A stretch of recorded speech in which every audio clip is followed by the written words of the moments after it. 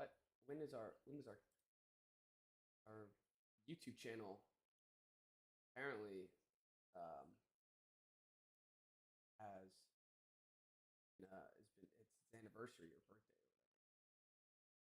or Anniversary. whatever. I don't know how many years it is, but We've been doing live for a while. yeah. Look at that. Like I remember doing it freshman year of college. Oh yeah. Yeah. We I did. think was the first time we I think went we live. did. Yeah, I think that was the first time we went live. I don't think we did it. We did a bunch of pods during COVID, but I don't think we ever went live. Those were scattered though. Although, actually, maybe that was when we started schedule. I think that's when we started the schedule. Yeah. All right. I'll be good for the Wikipedia page. All right, we're live. I guess I'll give the people, if anyone saw that we switched to 6:15. Oh, and let me pull up.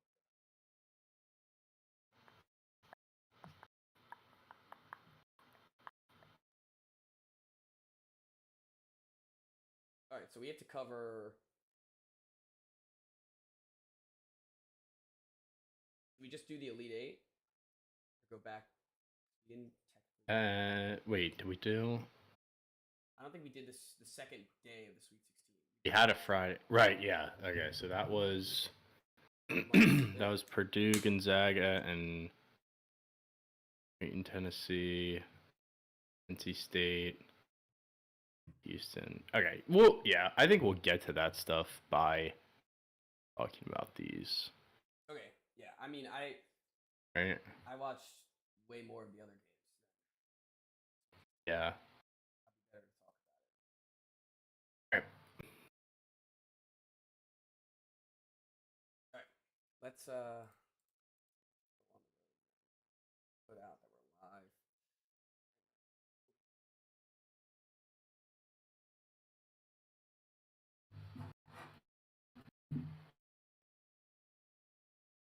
Peter sounds like it's gonna explode. Mine was doing that in class today, and I was just on Google. I was like, come on. Maybe I'm not gonna use the monitor. Oh, you have a second one? Yeah, I pulled it up because I'm like last time I used it, it just made my computer really slow. Now it sounds like it's gonna combust. So I'll give it a break. I wonder why the monitor Just in will just do case. that, though. That's weird. I don't know. I mean, it might not even be the monitor, but might just be my computer. It's always like this, especially when we do podcasts. God forbid I have two tabs open. Such a classic. All right.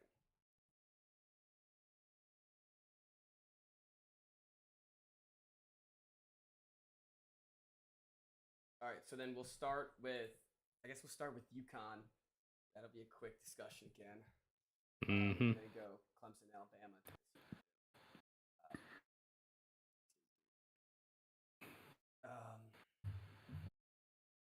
All right, let's get her done. Get started in 3, 2, 1.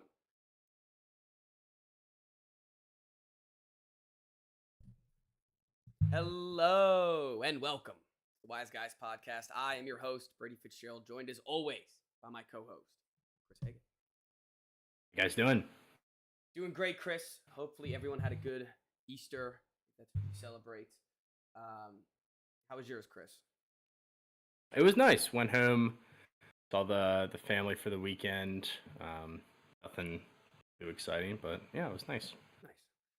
Yeah, my brother came up. That was fun. Or came down. Up. He's in Bama, so up. Slightly up. Yeah, slightly up. And we had a good weekend, so that was fun. Well, the Final Fours are set. We're going to be talking about all the Elite Eight games. We're talking about both men's and women's because the women's Elite Eight was excellent as well. but we're going to start out with the men's. We're going to start off with a familiar conversation that we've been having since this tournament has started, and that is UConn's dominance. It's 23-23 late in the first half. They seem to be struggling for the first time in the tournament just a little bit. And then they go on a 30-0 run in real life time. So it started at the end of the first quarter, first half, and went 30 points until the second half. And in real time, it was over 50 minutes without Iowa scoring a bucket. Just like, I mean, if a team ever goes on a 30-0 run, you're not winning the game. Let's just. I was wondering, like, what do you even say to your team if you're Brad Underwood, the coach at Illinois? What the hell do you say to your guys after that happens?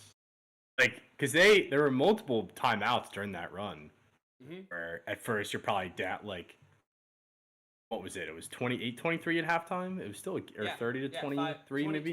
28. So you go into halftime and you're like, look, we were tied for most of that half. They just pulled away a little bit, but we're right in this game, guys. And then blink and you're down 15. It's like, all right, let's settle down. You hung with them the whole time, and then next time you have a conversation, you're down 30 and you haven't scored a point in an hour. So I don't know, like, how you even handle that, how you could possibly weather that storm. And you could, like, obviously Danny Hurley's a nutcase and he's insane. And he's probably screaming at his guy. They haven't given him a bucket in that long, and they're probably getting screamed at because they didn't box out on the last possession. So it's interesting because, as you were saying, it's 28-23. UConn, I don't know if they've hit a three yet this game at that moment. Yeah, they were cold. They were cold. They couldn't get anything going from the 3-point line. And it just doesn't matter. It doesn't matter. Klingon, another dominant performance. I mean, this is like Sunoco's stat lines from last year, where it's just but he's bigger than him. He's bigger than Sunoco. Yeah, he is bigger. And the funny thing is about UConn is they win in any fashion because Klingon sucked the last game. Yep, he couldn't hit any shots at the rim. I mean, his presence is always felt defensively, but he's basically a non-factor. He turned the ball over a lot, and they still won by 25. And then this game, it's like, oh yeah, when he plays well, they are literally unstoppable. And they just started running up and down the floor. They still weren't shooting well from three. No. But it was like every bucket was in transition, and they crush you on the offensive glass. And when they're playing well, they are unbeatable. And they take the weaknesses of the other team and use it to their advantage. Oh, I can't hit a 3-point shot this game. Well, they can't hit a 2-pointer, so we're just gonna play transition basketball and basically dunk on them every time. And they're always getting open looks because defensively they're incredible. And I mean, the other team, we always talk about the percentages when it comes to these games, and it's what it boils down to. And we always talk about the 3-point percentage. They beat them by 9%, but shot 25% from the field. I don't think I've ever seen a team do that. 25% from the field. And if you want real hard numbers there, they made 17 field goals and they shot 67 of them. So they missed 50 field goals. And you just like that and giving up a 30-point run, and they go hand in hand. But you're never gonna win a game like that. UConn hit 3 3-pointers the whole game. Yeah, they beat them by 25. Yeah, it's unbelievable. 21 assists to Illinois 7, 10 blocks to their 4. Foul and turnovers is not equal. 7 assists is actually insane. For 40 minutes of basketball. Yeah, it's outrageous. Their highest assist guy had 3. At 1, 2, and then 3. That's terrible. For a team who is like a top 5, top 10 offense this year, it's a tough way to go out. Because if you lost like 85-80, you'd have been like, all right, well. Yeah, we played our best. At least our offense, yeah. Well, and their guys sucked. Our team strength showed up. Shannon, yeah, it was Shannon horrible. Was terrible. He's their best player. He had a sticky situation that is alleged with him that we still are just gonna avoid. But he was terrible. NBA prospect here, averaged what, like 18 a game? Oh, more. I think it's more than that. 23. Sorry, 23 a game. Third in the country of scoring, and couldn't hit anything. Completely taken out of the game. It's now they're on a collision course. I mean, we've been talking about the whole time for Purdue. Hopefully, we can see NC State give Purdue some trouble, but we'll talk about that matchup soon. I hope not. Yeah, because you're a bracket.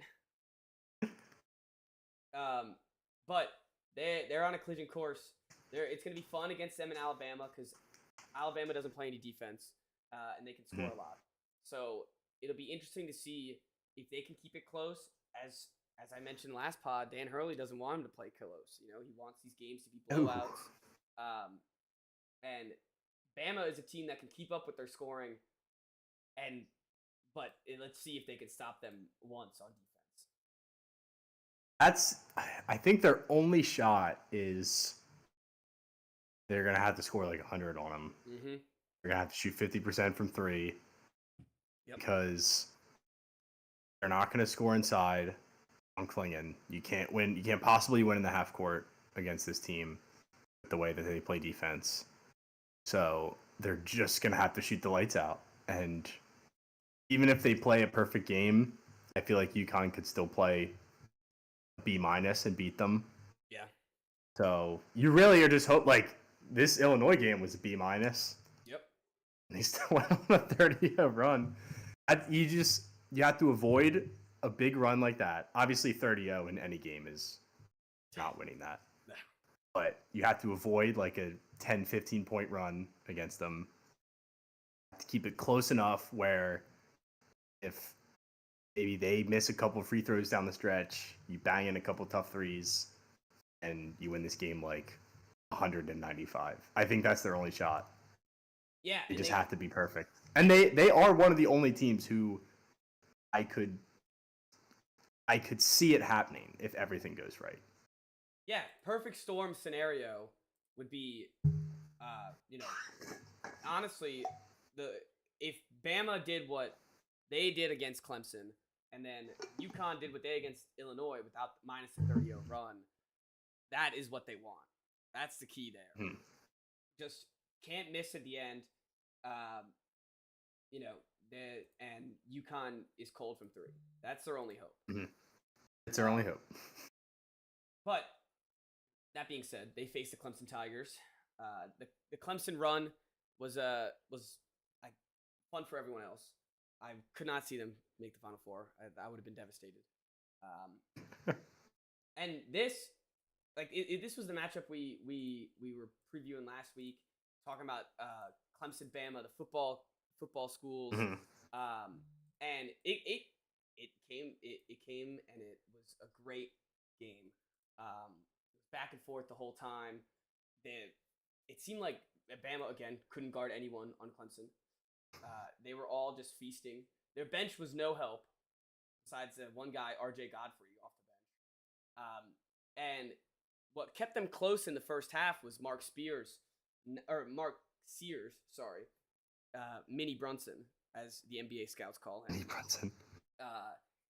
He was very cold in the first half, but completely turned it around in the second half and propelled this team to victory. Grant Nelson, as much as we love the story from the Sweet 16, didn't come in the Elite Eight as hot. Didn't have the performance that we thought he would have needed to beat Clemson, but the rest of the team stepped up, and they play lights out when they're shooting like this. Yeah, I mean they're tough to beat, and when they get to go up, no disrespect to Clemson, but they don't have the scores that Carolina did or that a UConn will. So if you can get yourselves into a track meet, which is how Bama beats teams, and there's not the amount of scoring on the other side to keep up, then that's a recipe for disaster. Yeah, that was not this game did not. Well, obviously they lost, so it didn't go as they planned. But just like from a pace of play standpoint, they got themselves into trouble, especially in the second half. Definitely, they need to play a slower pace to keep up with Bama, and Bama wasn't letting them.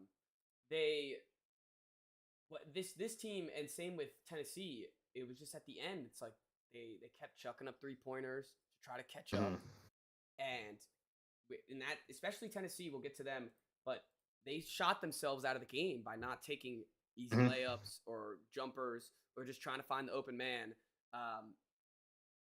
These guys would come in and just chuck a 3 after a bad possession, and it's like that's just as bad as a turnover. A bad 3 is just as bad as a turnover. So that's really what happened with Clemson, and that's what happened with Tennessee too against Purdue. They were keeping Purdue right in there. They were close the whole game, 2-point game at half. I mean, they were up, and Kai Ziegler was no help for Dalton Knecht. Now I'm moving over. Got it. Yeah, no, I'm tracking. Kai Ziegler was no help. Dalton Knecht was doing everything for them, and he just needed some help. He was like LeBron James out there. You literally needed him to be Superman at the end of the game. Well, and taking what was every shot down the stretch was that he was hitting all the shots and making all the shots, but when he would pass it to his teammates, they would just chuck the 3 that they had, and it was like that is not, you can't just stand around and chuck 3s while this guy does all the dirty work in the inside. Yeah. I mean, they did, like, they had the Creighton game, it felt like they were just hitting everything. They went on, it was like a 19-0 run or something ridiculous like that. They were just hitting every shot, and Knecht was playing bully ball and getting inside and kicking out. So it's worked before, just not against Purdue. And when there's no threat of him really scoring inside, unless they can pull Edey out, like he tried at the end of the game to kind of go up right against Edey and obviously got his stuff whacked. It makes it a lot tougher. Yeah, and everyone's going to talk about the free throws. Edey, 40 points off what? 22 free throws? Yeah, so, and we were talking, I don't know if it was last episode or it might have just been at the beginning of the tournament, and we were saying that something to keep an eye on is how he would be officiated, because the Big Ten, he gets so many calls, and it's not Big Ten officiating anymore. He got a lot of calls in this game, and I don't think it's why they won, but it was tough to watch when, especially at the end, he was just living at the free throw line. 33 free throws to 11. Yeah, and that's the type big difference. Like when you're facing him, you just gotta going for. I mean, I guess it should have been looking at the whole tournament, but you know he's gonna be at the free throw line, and you know he's gonna be getting those 2 easy points all the time. That's why it's so important to get the easy 2s and the easy jumpers, and not worrying about the chucked up 3s, because you got to be able to keep up with that. 40 points, 20 of them, 22 free throws. Like, it's really gross to watch, and it's gross to watch. When he's hitting that little turnaround one-handed shot too, I don't know what you're supposed to do to stop him. No, because if you put your hand up, it's a foul, and if you basically if you do anything, it's a foul. Because if you turn it, it's just gonna go, and it might just go in and be a foul. So yeah, and that's worst case. They did have the one guy, Estrella, was playing pretty decent defense on him, and they took him out, and I didn't know why. It was actually working what they were doing, and then they brought back their starter, and I think James was yeah, I did notice. Is it number 0? Who was on it? I don't know who was on him the rest of the game. That guy Estrella was there was a stretch where he was actually slowing him down, which is really all you can ask for. It's sad to see, because Knecht, I don't know how many free throws he ended up taking, but it wasn't 20 plus. So the fact that he got 37 was fantastic. And I mean, they only shot 11 free throws the whole game. That's actually ridiculous. I didn't realize they only shot 11. It's insane. And it's so hard with him because they are fouls, but it's he literally is just too big. It's There's the, no it's the real Embiid, way to play defense it's the against Embiid him. way, because it's like everyone complains about the fouls with Embiid in the NBA, and as much as he will go in, like he will use the fouls to his advantage by going into people and falling down and stuff like that. They're technically fouls, and they're Yeah, technically like he'd be an idiot not to play that way. yeah, exactly. It won Embiid just one MVP, but and it's just the way you have to defend these guys. When I think I said it last pod, like this would have been Shaq if Shaq could hit free throws. Would have been like this every time. That is credit to Edey that he shoots 70% from the line. Yeah, it's a skill you need to make the free throws. Yeah, and he's not just a giant who they throw on a basketball court. Like he actually has really good footwork. He has soft touch. Like he knows how to expose defenses. So yeah, he's not Taco. I almost feel bad for him a little bit because I feel like he doesn't get the credit that he deserves. I mean, he's probably gonna be 2-time National Player of the Year, so I guess for media-wise he does, but I feel like public perception of him is just like, oh, he's just this big alien who just has to drop the ball in the basket. But in fact, he actually does. Like that little turnaround one-handed shot is literally unstoppable. But yeah, and not the easiest shot in the world to make. No, exactly. Not everyone his size can do that. And his passing. Yeah, exactly. You said before the game, or before the tournament, his passing has been much better. His point guards have been much better. They're able to. I haven't noticed that as much in the tournament. No, maybe it's because teams aren't double teaming him. Yeah, they don't do the thing where he stay like Tropic Thunder, not Tropic Thunder. The Flint Tropics. Remember when they're just semi-pro? Yeah, semi-pro. And they're throwing it back and forth. That's what he was doing against Maryland. That was infuriating. That's what he was doing against Maryland, and yeah, you're right. We haven't seen that as much, but he does have that ability, and his point guards get him in the right position, which he hasn't had in these other Final Four runs, I guess. Oh yeah, not even close. I like the play of Jaden Smith, who has like almost a triple double every game. It feels like he's always good for like 5 or 6 easy layups and 10 assists. And Fletcher Lawyer and Lance Jones are actually hitting their threes. Like when that's happening, they are really tough to beat. When those guys get cold though, then they're in trouble because then they just rely on Edey, and if you can at least slow him down a little bit, that's when they get themselves into trouble. But if those guys hit their shots, then they're very tough to beat. All right, so let's get Duke, UNC or NC State real quick, and then we'll talk about the matchup between NC State and Purdue. I actually kind of feel bad for Jared McCain.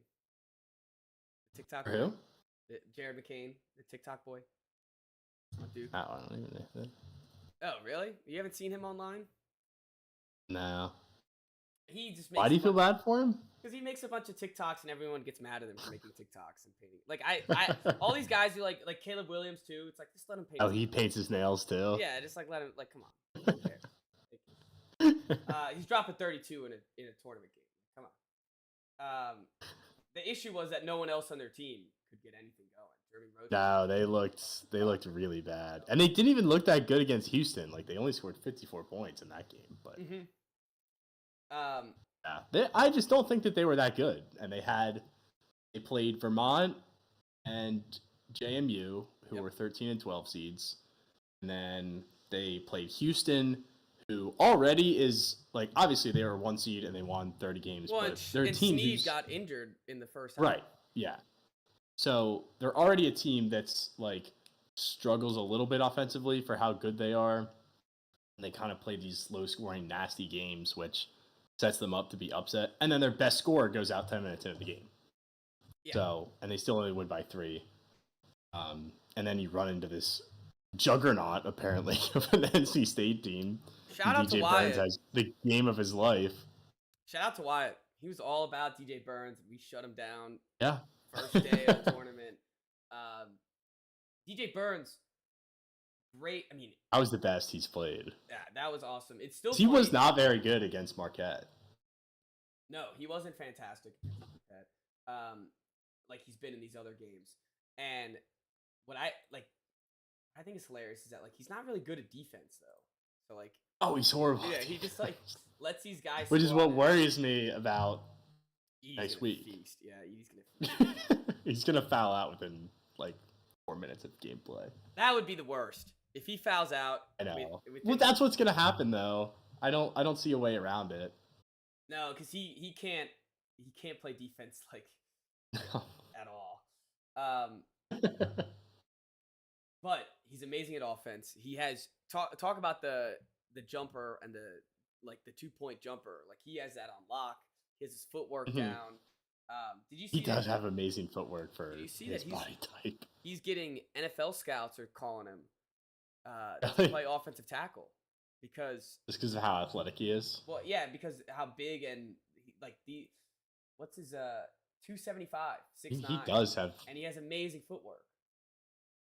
Yeah. So, and I don't think the NBA is in his future, sadly. But no, I don't think so. But could you imagine, like, just give this guy a shot, you know? Yeah.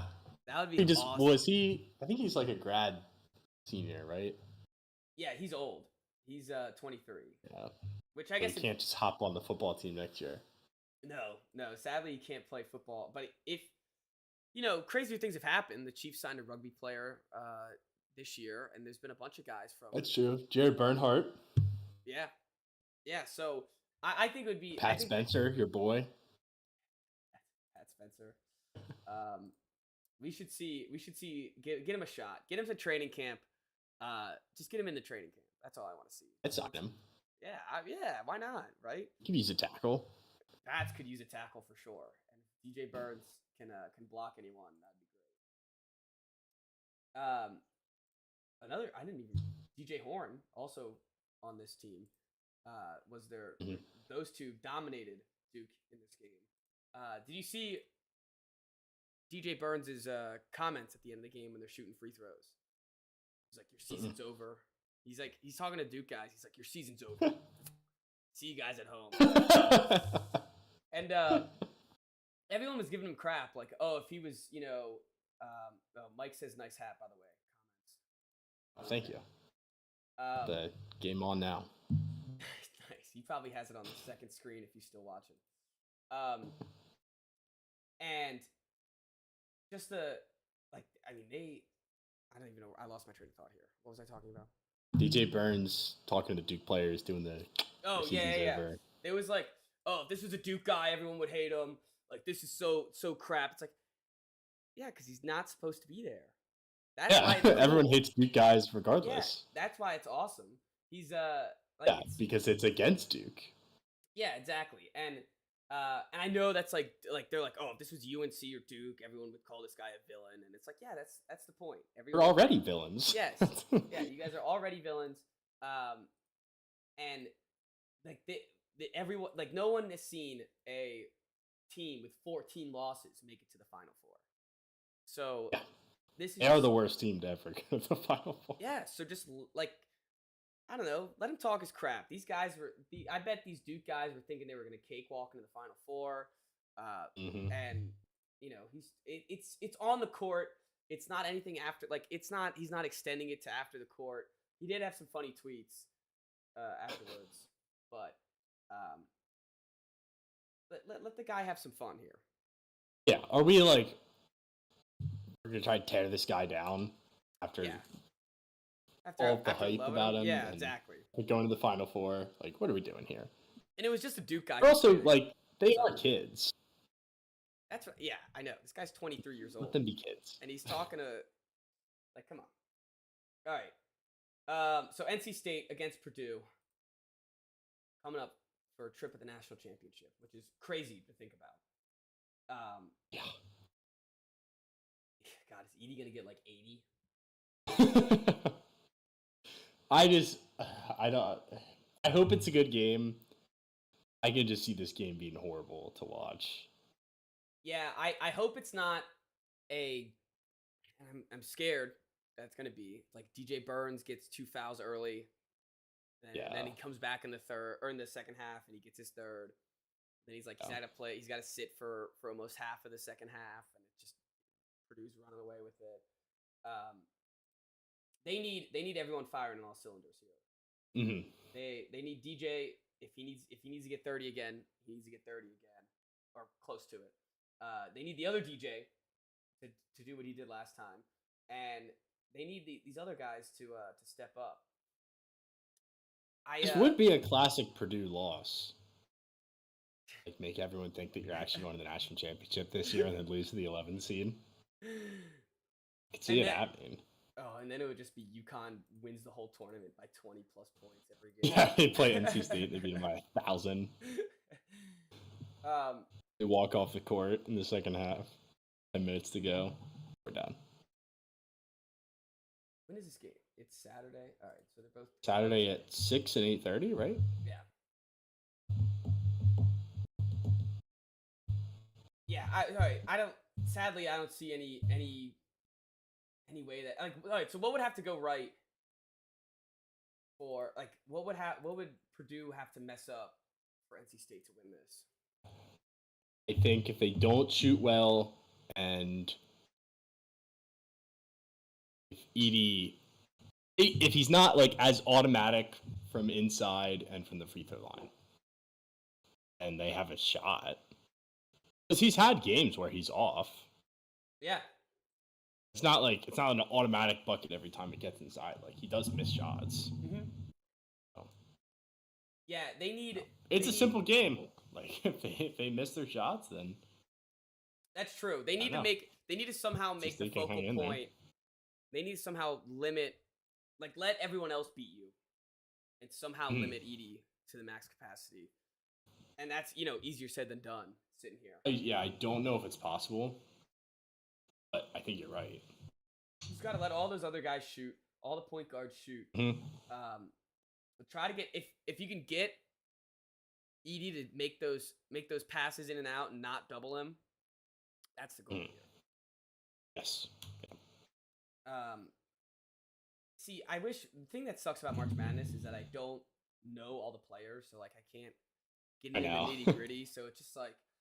Yeah, it might be basic, but yeah, they gotta hit their shots. All right. Something I know a little more about the players, which is actually kind of surprising. But the women's side, I was locked in this weekend on the women's Elite Eight. It was great hoops all around. South Carolina, they won by 12, but it was close. They've had back-to-back close games. Yeah, it's not great, but they came out on top with close games, and now they have to get some. They're gonna have to face NC State, which I don't know who's on NC State for the women's side, but if they take care of business there, they're gonna be looking at Iowa or UConn, which are the dominant forces in this game. Did you get to watch the LSU Iowa game? I didn't, unfortunately. I went to Celtics Hornets in Charlotte alone. Nice. Yeah. Yep. Nobody wanted to go with me, so I was like, you know what? It's my last chance to see the Celtics in person this year. There you go. I might as well go. And it was actually. And you won't get to go to that many Hornets games too. Oh yeah. Yeah. So it was actually like my buddy Mike said beforehand, like it's gonna be freeing. And it was like I was able to grab just walk around whenever I wanted to. I got in. I was sadly like there was a huge ass line. So many Celtics fans there, so there was a big line when I came there, and so I missed the tip immediately, and Jaylen Brown was out for the game. It's like damn. All right, well, I didn't know that. But still great. Before we get into this was a long story to say. I had to watch the highlights of this game, but okay. Anyways, watching back this game, it was a great battle between them. Angel Reese came in, put a crown on her seat. Did you see that before the game? Had like a big crown on her seat. She fouls out in the fourth quarter. And it was like this Caitlin Clark thing is really spectacular. Like I don't like Iowa. It is because they beat us to go to the national championship 2 years ago or last year, and Mhm. but I can't I gotta I'm always gonna root for greatness. She's incredible. It's not just her scoring, but you got to look at the highlights from this game. She just pulls up from anywhere. There's people on her almost every shot, and she makes these great passes that open it up for other Her guards. her passing might be better than her scoring. Yeah, She's the best scorer ever. She puts them in position to get open shots and open layups every time, and it helps when every woman on the court has to focus on you shooting. There was a great highlight that showed she's pulling up.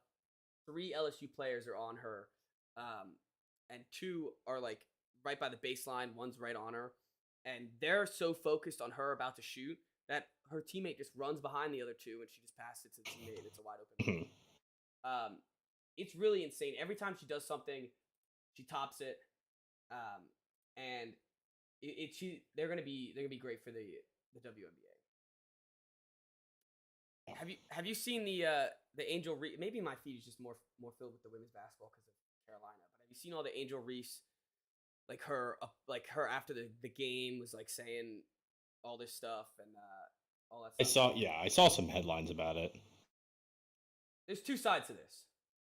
One, I understand that no one should have to go through some of the stuff that she gets called and talked about online, but she plays the big bad wolf when she's winning, and then wants to be one of the pigs when she's not, and that's I think what's so bothersome about it, and I think it's not like I think it's honestly good for the sport because it's all like all the women's sports. It's been you gotta love the women's sports, you gotta talk about the women's sports, and it's like, but if there's something better than love in sports, it's hate. Yeah. And people hate Caitlin Clark too. Yeah, people hate Caitlin. I don't know why. I don't know why either. I think they just hate Caitlin Clark. That might just be because of a woman thing. But Angel Reese has qualities of whether it's men's or women's basketball, that the way that she speaks off the court. And the ring thing at the end of last year. The ring thing at the end of last year. They're going against UCLA in the last round, and she's putting up a big L on her forehead talking to the other guys. And it's those are the types of things that are going to get people not to like you, and I don't think that's necessarily a bad thing. Because and it might, of course, personally, I'm sure it hurts, but there's also a lot of people who love Angel Reese and look up to Angel Reese. So I think she's also not the first person to deal with this. No, definitely. It is ridiculous. It's not okay to ever grade athletes, but especially the college kids. Yeah. They are just having fun, but at the same time, it's not it's not ways to just block and it's it not out. There's discourse there's levels to this where it's I'm sure there's terrible things online said about her, but when people are critiquing the things that she says off court, you're asking for it. You're doing the things off court. You're doing the celebrations and stuff like that. And I think she needs to go to the WNBA and be a full-on heel. Yeah, and be the villain for Caitlin Clark. Caitlin Clark is going to be the hero of the WNBA next year. It's probably going to get her first game's probably going to be the most watched WNBA game of all time. And if Angel Reese plays into this, their matchups are going to be, they're going to become rivalries, and then we're going to get rivalries in the WNBA. It can be the Pistons to Caitlin Clark's Celtics, and then Bulls. Yeah, and you could be the I don't know which one would be the villain here, but it's basically the Magic and Bird. Those 2 came into the league and completely saved the NBA. These 2 can do this for the WNBA. But I think they should just stay in college forever. Just let them play in the tournament forever.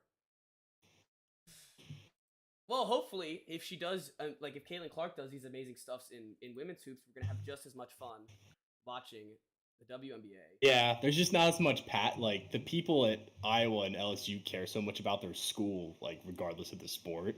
Yeah. Like Yeah, that's why true. there's so much hate. Mm-hmm.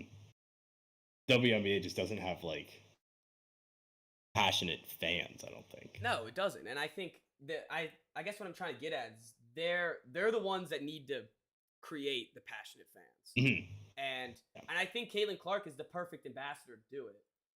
She says everything right off court. She says everything right on the court. She's always putting her team to succeed. She did flop that one time.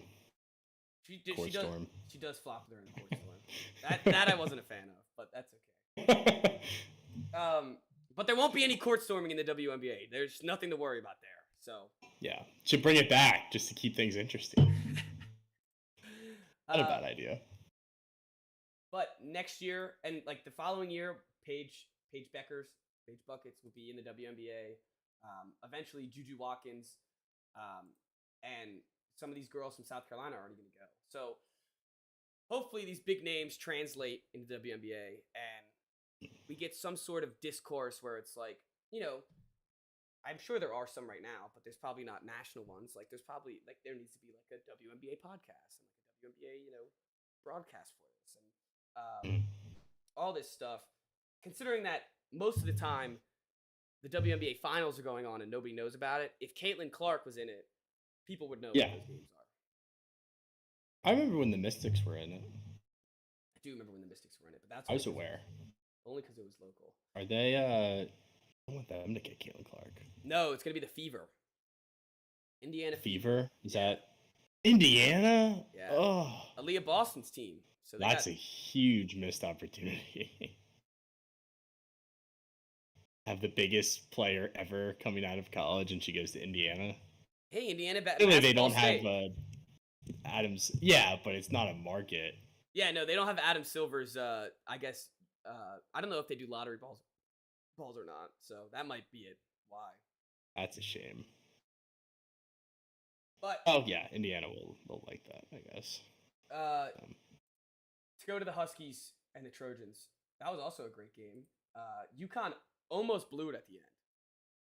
They missed 7 straight free throws. Oh, UConn's the Huskies. Yeah, sorry. They missed 7 straight free throws at the end of the game to let UNC try to come back.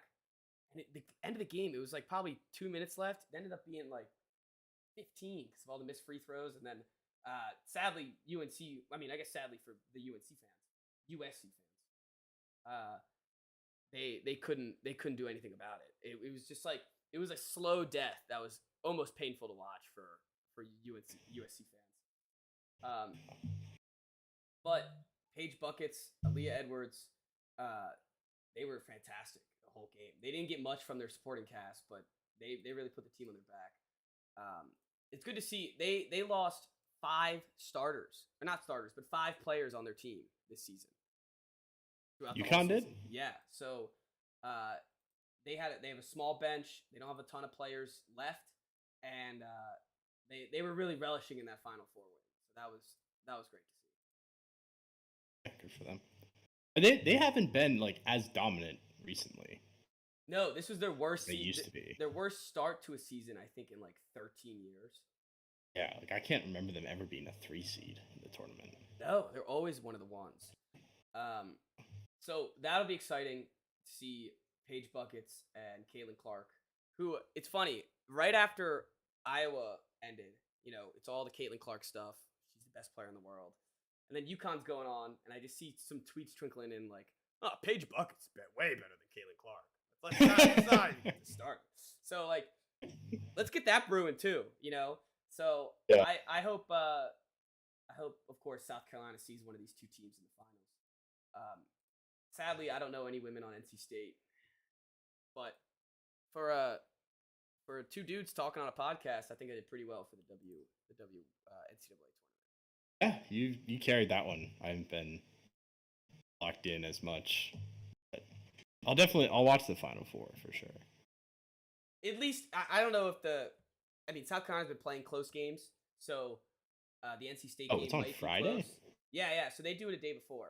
Okay. And then the Natty is Sunday. Yeah. Got it. I like that. Yeah, I like it too. Which, in case Wyatt forgets, he said, "Why would anyone choose to go to one instead of the other? You can go to both if you wanted to, Wyatt." Well, except for the women's is in Cleveland. And then then in Phoenix? Yeah, you can fly the next day down. Yeah. The difference is like that's the most sexist aspect of the tournament is that they put them in Cleveland. Oh yeah, Arizona. They're stuck That's horrible. Cleveland, Albany, Portland. Yeah.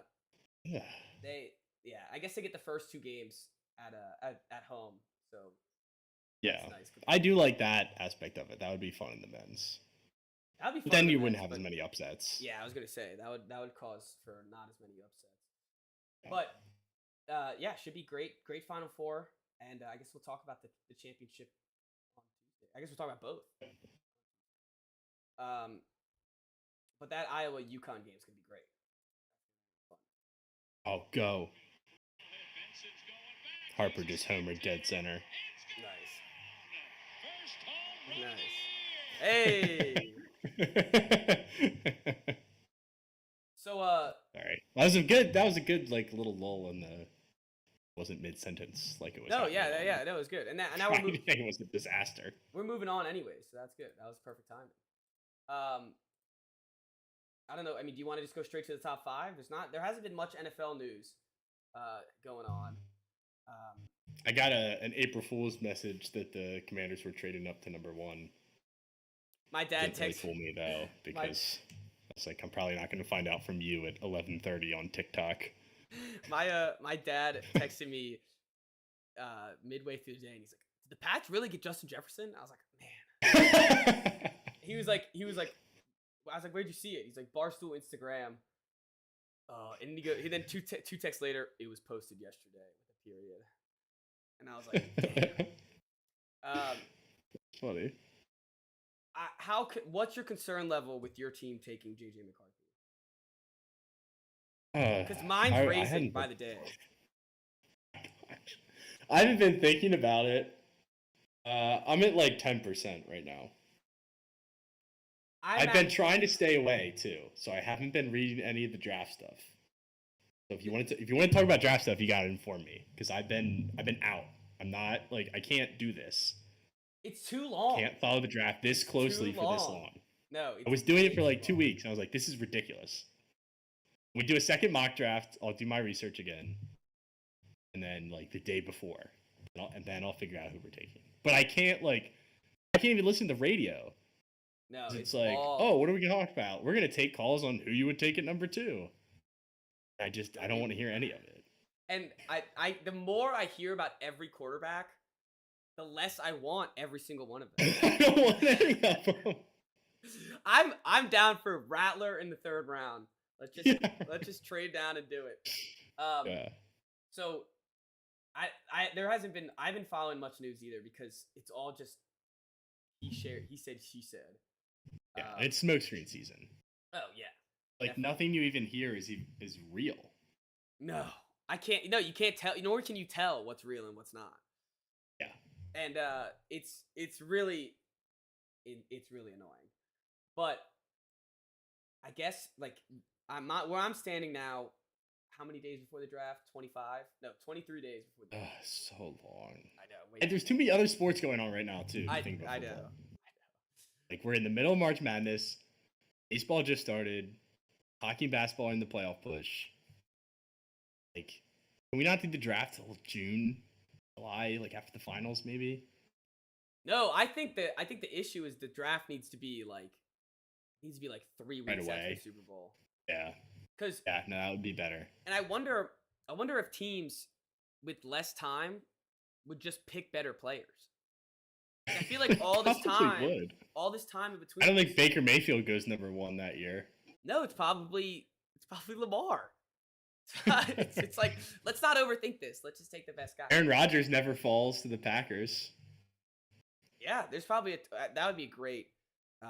Some way to figure out an exercise to do that, but that would be awesome. Just based off straight like game film. It wouldn't be all these interviews and these pro days, where By the way, we're pro days. You know, About painting nails and crying. oh yeah, that whatever. They're gonna take Caleb Williams. That's not gonna affect him at all. But I think where I'm landed, 23 days before the draft, I just want the Pats to take Drake May if he's there, and then don't touch him. Don't start him until week 18 if you Just have put to. him on the shelf. Put him on the shelf. And You're gonna start then, Zappy? Brissett, we got Jacoby. Brissett. Oh, that's right. I keep forgetting that they have Brissett. Yeah, we have Brissett. We're ready. Brissett can get us 6 wins. Yeah. But what I'm scared they're gonna do is they're gonna I wouldn't mind taking this sounds crazy. I wouldn't mind taking JJ over Daniels if they're gonna sit him. If they're gonna sit him the whole year. No, because I think JJ is more like just throw him in there. Daniels is because he ran a pro style offense. Yeah, but he's 20. Daniels, I don't want to Yes, sit yeah, because Daniels he's like 23. 23. Yeah, I don't want Daniels to sit. So I wouldn't Yes. if they really wanted JJ and that was like the thing, and they took him over Daniels, I wouldn't hate it. But if they took him over May, I would completely lose my mind because those are the same. Do you like May better than Daniels? I like May better than Daniels for the Patriots because I don't want Daniels to sit a year. I could sit Drake May a year. I could sit JJ McCarthy a year. Oh, I would love if Marcus Mariota played 10 games this year. And then not JJ, then Daniels behind him. Or May. I'm getting resold on May.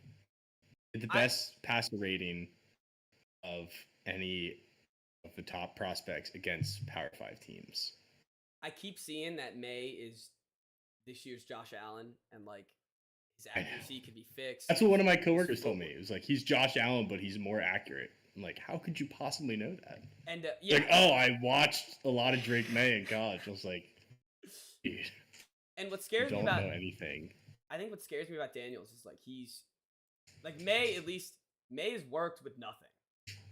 He could be on the Pats offense, and those probably is his best receivers of his career. He's comfortable. Very sad. But Daniels is working with 2 first-round wide receivers this year, and then last year got a bunch NFL wide receivers, and he did work with nothing, and he sucked. Earlier in his career at Arizona State. Then you can also say, but he grew so much. The sky's the limit. Dude, you can sell yourself anyway with these guys. You could do anything. You could do anything with these guys. There's an opinion out there that tells you he's the worst quarterback prospect of all time for every single one of these guys. Yeah. That's our little NFL segment. Carson Wentz back with the Chiefs. Carson Wentz signed with the Chiefs. Yeah, he's back up with the Chiefs now. Oh, he'll get in the game. I love this. Is that a bet for this year? Carson Wentz over one half a snap? Half a snap. I had that last year, right? I don't think we ever saw it. Yeah, that. you did. Did we see him? I don't think that was No, yeah, he played for the Rams. Yeah, we did see him. Yeah. Didn't he play a whole game? I don't think so. No way. Because Matthew Stafford was healthy until the playoffs. Yeah, but I thought they had clinched. Oh, you're right. Let me see. Play that. He did. He played the whole game. Yeah, you're right. We got to see some Wentz. I love this headline. Never go away. Why Wentz is the ideal backup for Mahomes and the Chiefs, and why it matters. Great headline. That is a April 2nd NFL headline right there. It doesn't get more. Who is it? It's Sam McDowell, a Kansas City star. Okay. It's a local. Got it. It doesn't get more NFL April than that. Oh no, yeah, that is perfect. And why it matters. All right. It does matter, but I mean, also sucks. Yeah, I guess so. I think he might be the a Chiefs, top 15 backup. Yeah, I think if the Chiefs are playing, and if he's playing for the Chiefs, the Super Bowl aspirations are pretty out there. Yeah. It doesn't matter. No, I don't think it does. All right, let's move on then. Nothing big in the NFL has happened. Rest in peace, Vontae David. Died at 35. That was sad. Yeah, man. But we're gonna move on. We haven't done a top 5 Tuesday in a while. It's a Tuesday. We had to get one in there. So we're doing top 5 lunch items. School lunches, to make that fair. School lunches, elementary through high school. What you want your mom to pack you, or in case of me for high school, I pack myself.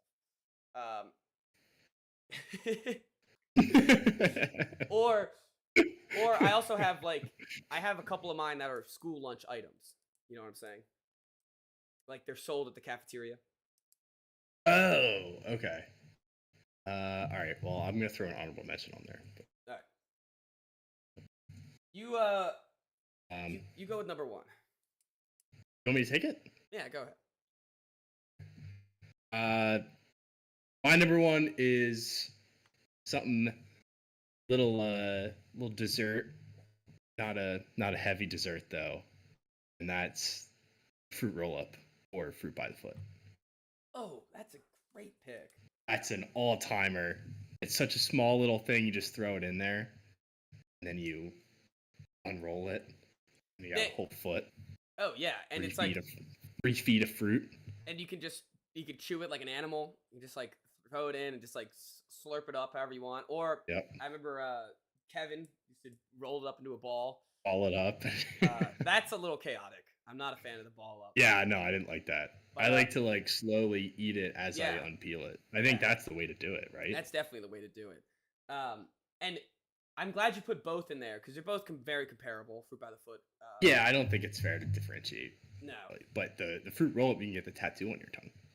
Yeah, you can get the tattoo on your tongue.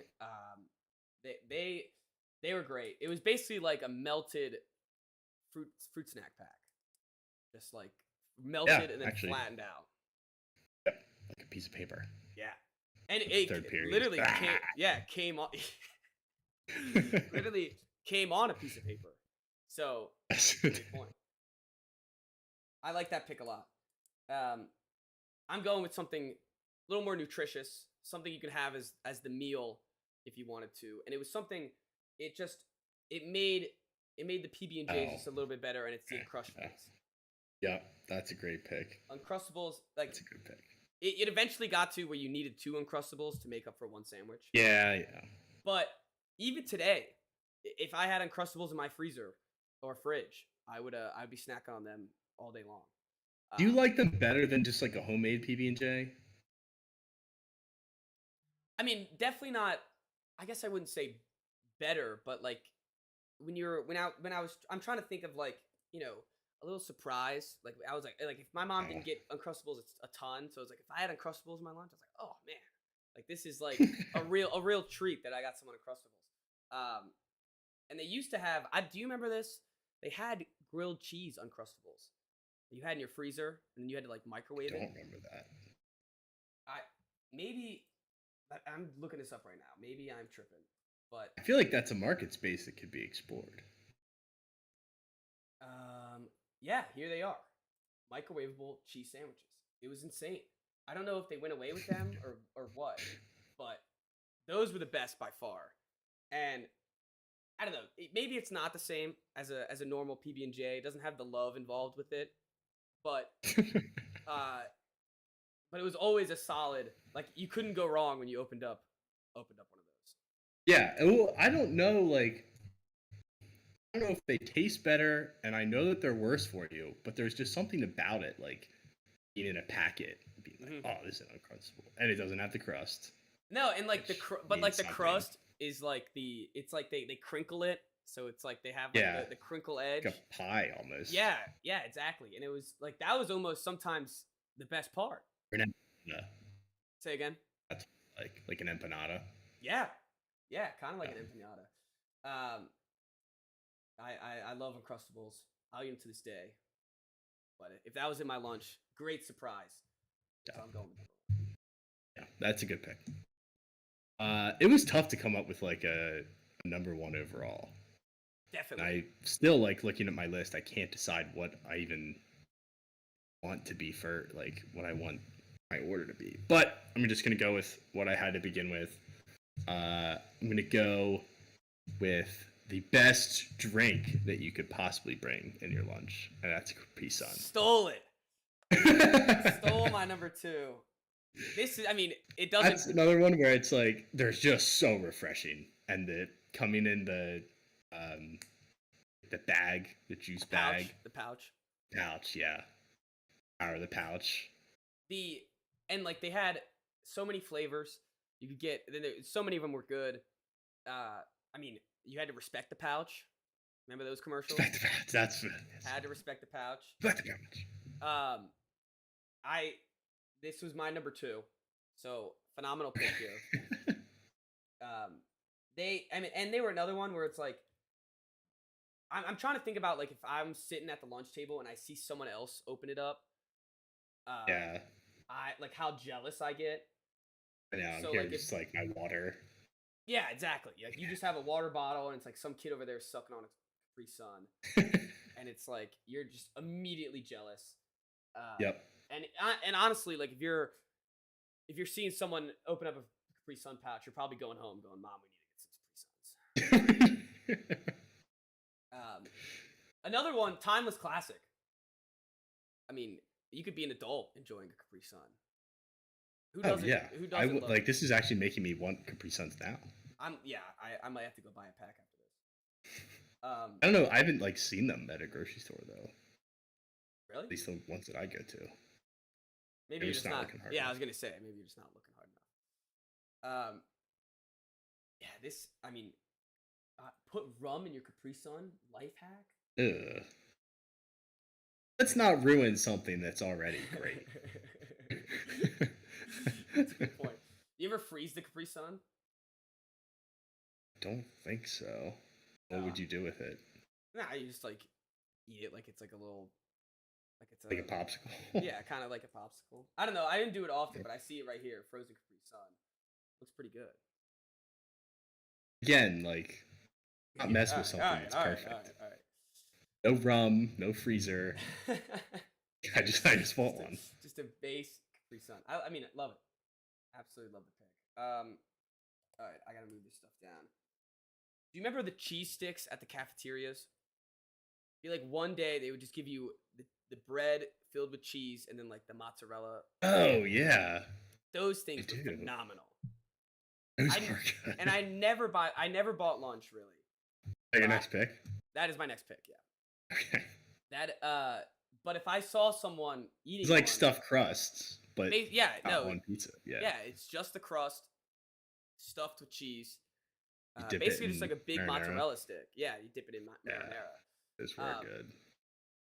I remember when those days were going on, because like it's some like Thursday or whatever. Oh, cheese stick day or whatever. I would find some things to trade in my lunch to try to get one of those. Desperately. Yeah, those were good. I never bought lunch in high school. I did in middle school for a little bit. And then changing point for me was when I broke my arm. I couldn't wait in line. Oh. Because like I couldn't carry the food back. Yeah. So my mom would just pack my lunch. I would get there early because I had like the hall pass that I could do class. Yeah. And then from then on, I never went back. I got foot surgery at middle school and I got like my own little like friends table. At the scooter? And I had a scooter. Nice. And I got to go to the lunchroom early, and I had like, they were like, you could pick like 8 friends, and like normally you have to sit with like your period class or whatever. So like it was just like a free for all for anyone who like all my boys there. So that was 8 friends. That's a lot. I mean, we had free reign in middle school. You could sit with whoever. I think we used to have free reign, then it must have caused some trouble on it. Yeah, you couldn't move, I don't think. I think once you sat down, you couldn't switch seats. None of that ever makes any sense. I remember correctly. I don't know. Whatever. High school was really free reign. You did whatever the hell you wanted. I'm trying to see if there's a name. Oh, here they are. Yeah, they're called Mac Sticks, mozzarella pizza sticks. God, looking at them right now, I want some lunch lady to fire them up for me. honestly, some of these pictures do look gross, but I know they were good. I know they were good. All right, what's your next one? Man, this is there's one thing that's gonna be have to left off the list, and I'm really struggling. I'm only at number 3. All right, I'm gonna go with the classic, which is Pringles. There's no chip that's easier to throw in the lunch bag because they come in those like the little cups. Yep. And I always said that I was the best at eating Pringles because I had like a system. What was your where system? if you bit halfway through the Pringle and didn't eat the whole thing, there would be crumbs because of the shape of it. Yeah. But if you put the whole thing, was at least for my mouth, it was too big. It was hard to chew, so I would bite like 3/4 of the way down, and I would take that part into my mouth, and then I would finish in one smooth motion. Okay. Yeah. Yeah. I get what you're saying. Pretty. Seems pretty efficient. Graphic description of what happened. But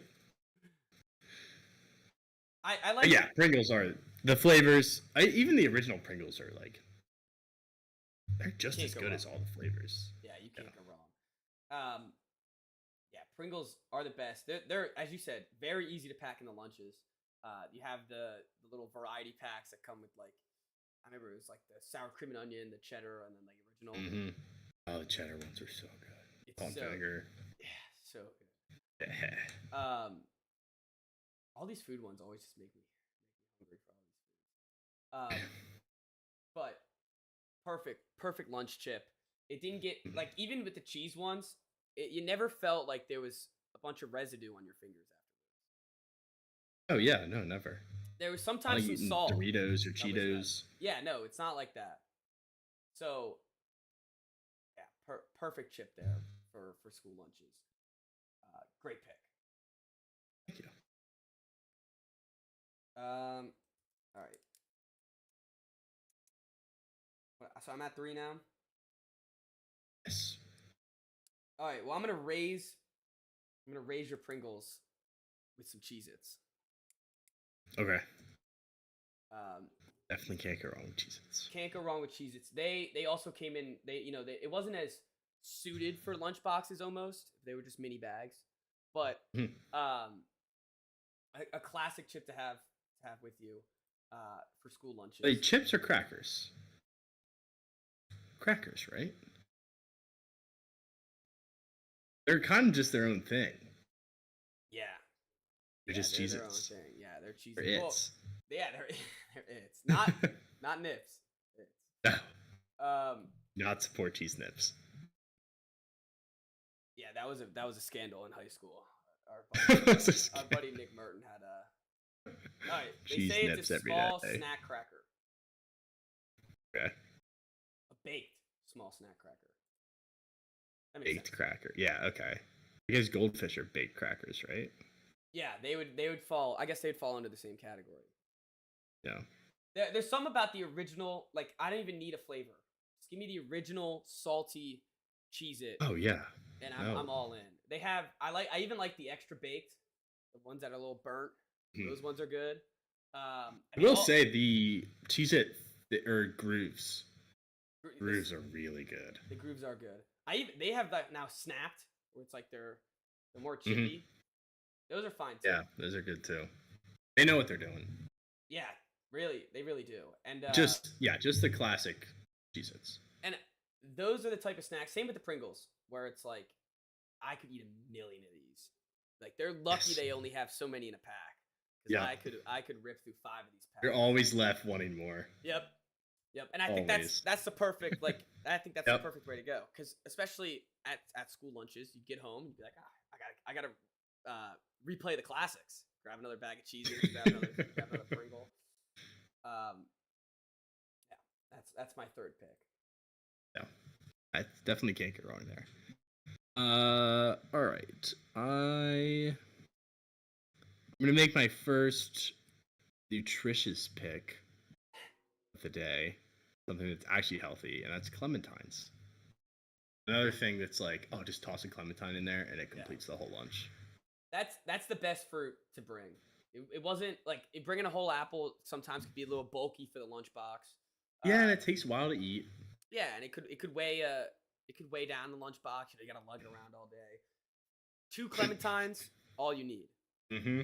And it's the perfect, no more, no less. You throw 2 in there, they're gonna be great. I love great pick. The like you even had like you got to I guess some people don't like to peel them, but you got to peel them and got to. I like to peel them. Yeah, I like to peel them too. I think that's a benefit. Do you ever try to peel it all in one go? I try to do that all. Yeah, yeah, every day. Yeah, all the time. If I didn't do it all in one go, I'd be it broke in the middle. Well, there's some clementines that you can't really do it with. That's true, and they're so much more superior than an orange. Because orange is a mess. If it's a good bunch batch. Of seeds. There's it's way harder to peel. You got to really dig in there. The clementines made it nice, easy. They were sweet. It was great. Great pick there. Love a clementine. I don't have any fruit on mine. That's pretty funny. All right. My next one. You already kind of. All right. I'm gonna go back on the school lunch side. And the curly fries. Yeah, curly fries were the orange, distorted, curled up little rings. Couldn't go wrong with them. It didn't. They came, I think, with like almost every meal. It seemed like so you could get them every day. They were always good. Sometimes they were a little floppy. Sometimes they were crisp. It's better when they're crisp. Let's keep it real. Oh yeah. But it rarely went wrong. If it was like you had to get something from a school lunch, you're like, at least I know I'm gonna have a side of curly fries, even if the main course isn't as good as what I expect it to be. Our dining hall would always have curly fries too. I feel like that's just like a standard from like kindergarten through college. You're always getting curly fries. Just like we need to get some mass food out to students. Yep. Just curl up some potatoes. Mm-hmm. All right, what you got? Hey, I gotta wrap this list up. Either go with another fruit or another dessert. I'm shocked that this one item is not on your list. So I think you should just go with grapes. It's not what I thought. Grapes. It's not what you thought? No, it's not what I thought at all. I know you do love grapes, but that's not what I would bring grapes every day. We had grape time. Yeah. Yeah. This is a nostalgic pick. We did have grape time. That was in class. We had we all. Oh, I know what you were thinking that I was gonna pick. Yeah, that's what I come on. Friday. I thought it was gonna be your Friday pick. The Fluffernutter Friday. Yes. I forgot about that. I can't believe. I was waiting for that. I thought that was gonna be your number one. When you said it wasn't nutritious and it was kind of like a dessert, I was like, no way. He's gotta do it. Damn. Yeah. All right. I screwed that one up. Yeah, I will say I like grapes, but you did mess that one up there. I thought you were thinking of grapes because of grape time. Sad. No, I was remembering something else. Damn. Grapes are a great fruit to have in the lunchbox. Another one, not heavy. It's not like it won't take up too much space. They have to be crisp though. You always had the crisp grapes. Yeah, yeah. Crisp. My grapes were always good. And you were a green guy, right? Oh yeah. Yeah, that's the way to go. I'd say 90% of the time green is better. I'd agree. Because they're the ones that are like the stiffer ones. They don't get as flimsy. They don't get as mushy. Yeah, they're a little tart. And picking them from, if you had a little vine with you, picking them from the vine was fun. Mm-hmm. We did have some great times during grape time. Grape times. Yeah, we had some grape times. That was one too. When you brought it to school lunch, like, all right, I could sneak a couple grapes in class. Like, this will be fine. Like, no one's gonna notice this one. Great pick there, Chris. Great pick. I used to have a whole like system of when I would eat my lunch foods throughout the day. I'd eat Let's run through grapes it. Let's before run through lunch. it. Yeah, I knew grapes. And then I would save some sort of chip or like granola bar for later in the day. I would begin to eat whatever else I had in a baggie. So like if I brought pretzels, then I would like start to snack on the pretzels. And I would finish them at lunch. And I'd eat my sandwich and like my apple. I guess I wouldn't bring a grape and an apple. Maybe I did. I don't know. Literally, I don't remember much because I forgot fluffernutters. I know. I can't believe it. I cannot believe you forgot the fluffernutters. And I'm not gonna take it from you because I feel like that's a little cruel. But I'm just gonna end mine off. Something simple, related to your number one pick in a way. Fruit snacks. Any version of fruit snacks that you got in your lunch was an excitement. Was the crown jewel of your lunch. Probably the most exciting thing. Could you have enough self-control to wait till the end of your lunch to eat your fruit snacks? That was the key. Not even till the end of lunch. Could you wait long enough to have them for lunch? Get to lunch. Yeah. And that's another one, especially when you're in high school and you're a little bit older. You throw in 2. Yep. It's just like, it's too easy. And you could go with. There's so many varieties of the fruit snacks that you could go with. You could go a little bit healthier with like the Mott's if you wanted to, but they still tasted good. The Welch is the most overrated one. Welch's is what? How? I don't know. It's a little too chewy in my mind. No, they're not.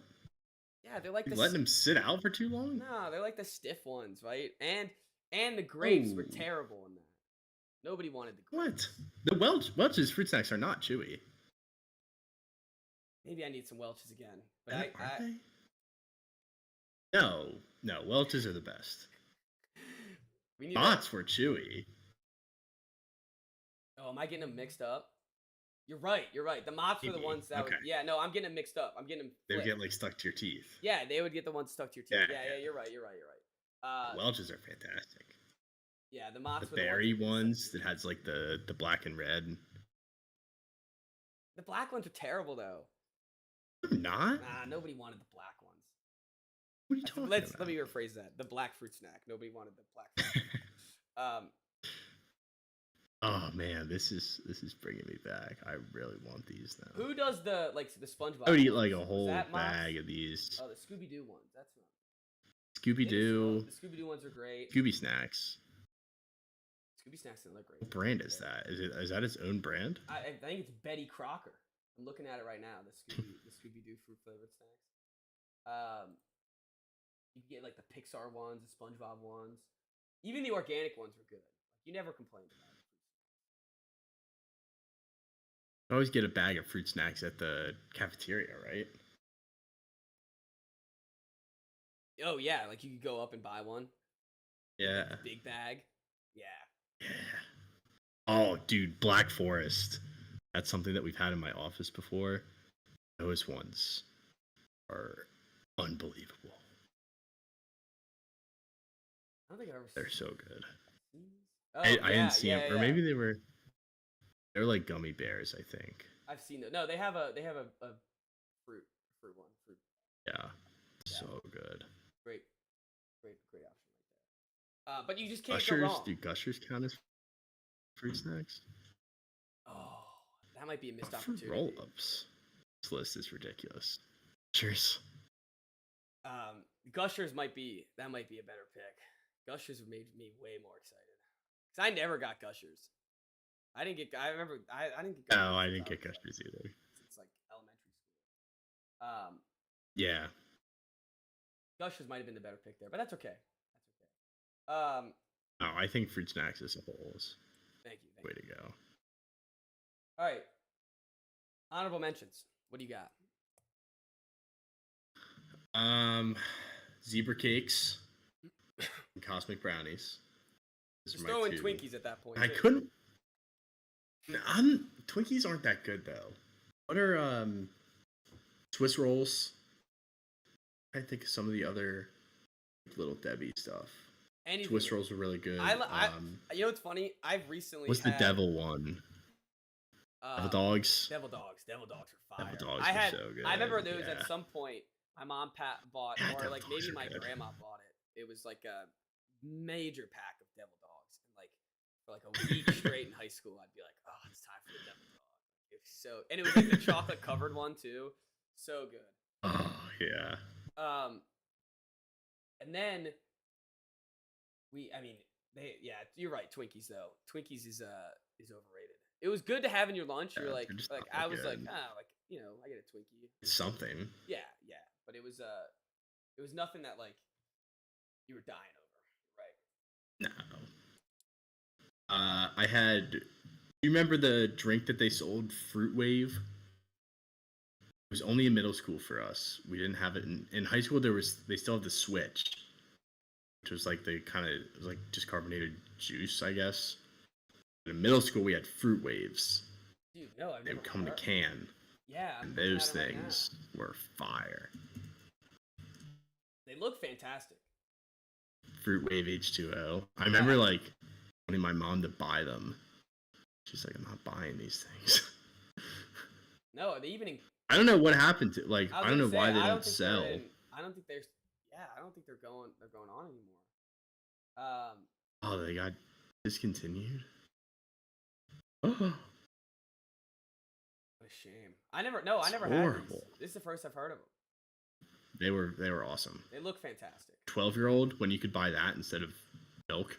Yeah. Good deal. Yeah, what was the Switch? It was like a fake soda, right? Yeah, I didn't like those. No, those are terrible. Yeah, I remember these. These were trash. There wasn't like one flavor that was good. Like just thinking about it makes me go like, yeah. Yeah. Well, I kind of do want to try one again because I forget what they taste like. I would do horrible things to have a Fruit Wave again. All right. Anything else?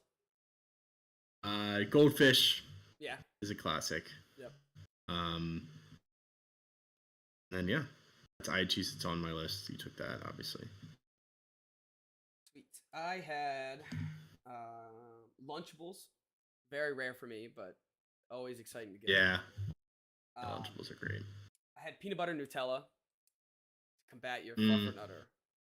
I always liked peanut butter Nutella. Always thought like that one. It was like, come on, that's barely even a sandwich. Like how my mom was always getting mad at me, like how you packing that? Wait, you would put peanut butter and Nutella together? Yeah, on a sandwich. Be like a PB&J. Interesting. Really? You replace the jelly with Nutella? Yeah. Interesting. You've never done that? No. I'm not a huge Nutella guy. Well, if you ever get a jar, do yourself a favor. Put some peanut butter and some, you can put them on a cracker too if you don't want a whole sandwich. Good stuff. Got it. Ritz cracker. Good to know. Ritz. Yeah, Ritz crackers are great. Those are good. Those were tough on school lunches though, because like they're better with cheese and salami and stuff. So like, yeah, straight Ritz is pretty good though. Yeah, but it was nothing you were excited about. It was just something to fill out the lunch. I would get excited about it. I always thought it was just to fill out the lunch. And then leftovers, of course. Anytime you brought leftovers. Leftovers. Yeah. You know, I guess there wasn't many. Like I'm trying to think of like some like frozen, like not frozen, but cold pizza was always good. Not cold pizza. Not a fan of cold pizza. Nope. Each their own, I guess.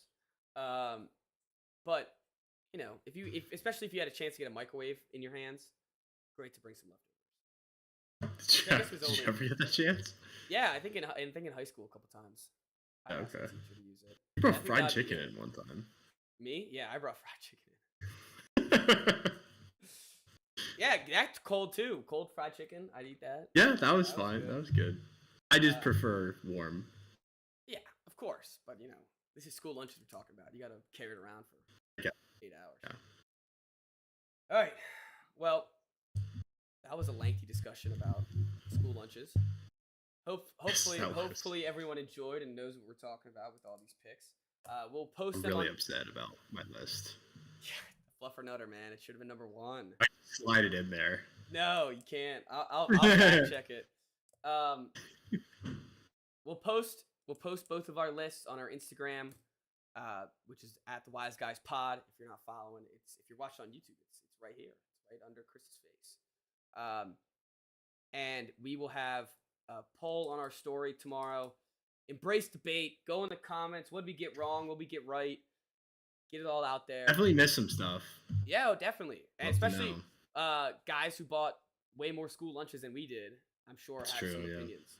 So go in the comments, flood them up. We're here to embrace debate. This will be a nice little section of a YouTube video too. So if you're seeing that here, hello. But thank you all for listening. See everyone on Friday for. I guess we kind of did our Final Four breakdown. Might have to be another mock draft. We'll figure it out. But Friday, we'll be back.